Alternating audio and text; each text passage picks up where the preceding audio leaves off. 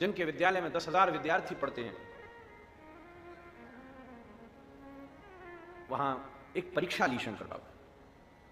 कहा ये एक एक लकड़ी का टुकड़ा सब ले जाओ,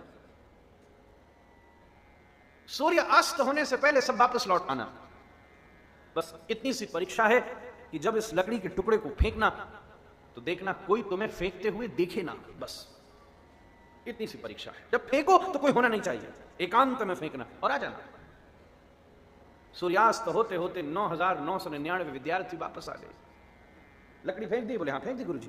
कहां फेंकी? बोले मैं गया, हम गए गुफा में घुस गए, इतना अंधेरा था, गुफा में हाथ से हाथ न सूझता था, उसी समय हमने लकड़ी फेंक दी। एक जना बोला मैं तैरता हुआ नदी में चला गया, बिल्कुल तल तक, सूर्य की किरण भी वहां न जा रही थी, गहन अंधकार था, मैंने वहां फेंक दिया। तीसरा बोला मैं जंगल में चला गया, घनी झाड़ियां चारों तरफ थी, उस पर वृक्ष था, ठीक वृक्ष की ऊंची डाली पर बैठा, कोई ना देखता था, और मैंने लकड़ी फेंक दी। ठीक खब खुश हुए। गुरुजी ने कहा एक बचा है विद्यार्थी, उसे आने दो, फिर परीक्षा का रिजल्ट बताया जाएगा। सूर्यास्त हो गया, अंधेरा छा गया, रात बीती, अगले दिन का सूर्योदय हुआ। सब इंतजार करते थे एक विद्यार्थी का। अगले दिन का सूर्य अस्त हो रहा था, तभी देखा कि वो विद्यार्थी जंगल से वापस लौटता था। वो विद्यार्थी कृष्ण का मित्र सुदामा ही था। पर आश्चर्य की बात यह थी कि जब वो अगले दिन लौट रहा था तब तभी भी उसके हाथ में लकड़ी लगी हुई थी। सब ताली दे दे के हंसे। गुरुजी पास कौन हुआ और अव्वल कौन आया ये तो बताते रहना। आज ये पता चल गया हमारे विश्वविद्यालय का सबसे बड़ा मूर्ख कौन सा है। ये मूर्ख एक था कि लकड़ी फेंकने वाला था, तभी देखा पीछे कोई तैर रहा है, मुड़ा तो कन्हैया था। मैं बोला भाई तू मेरा पीछा छोड़, मुझे परीक्षा में फेल कराएगा। मैं गया गुफाओं में और गुरुजी हाथ से हाथ न सूझता था। एक जगह में फेंकने वाला था, तभी कोई मुझसे टकरा गया। मैंने पूछा कौन? वो बोला मैं कृष्ण।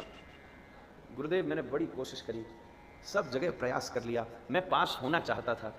ये जो आपका विद्यार्थी और मेरा सखा कृष्ण है, जो अभी थोड़े दिन पहले गया है, इस समय ठाकुर जी पढ़कर जा चुके थे, पता नहीं कहां से बार बार आ जाता है मेरे पीछे, इसने ही मुझे फेल कराया है। गुरु जी ने दंड कमंडल ऊपर करके घोषणा कर दी, 9,999 फेल हो गए, पास तो केवल एक ही।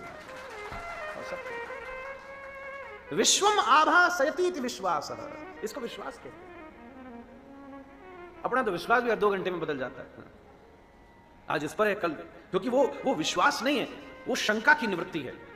जैसे आप सोफे पर बैठे और आपको लगा कि ये शायद सोफा कमजोर तो नहीं है, और आपने एक बार हाथ से हिलाया और फिर आप उस पर बैठ गए, तो आपने शंका की कि ये कमजोर तो नहीं है, और वो शंका खंडित हो गई और आपने मात्र उसी का नाम विश्वास दिया।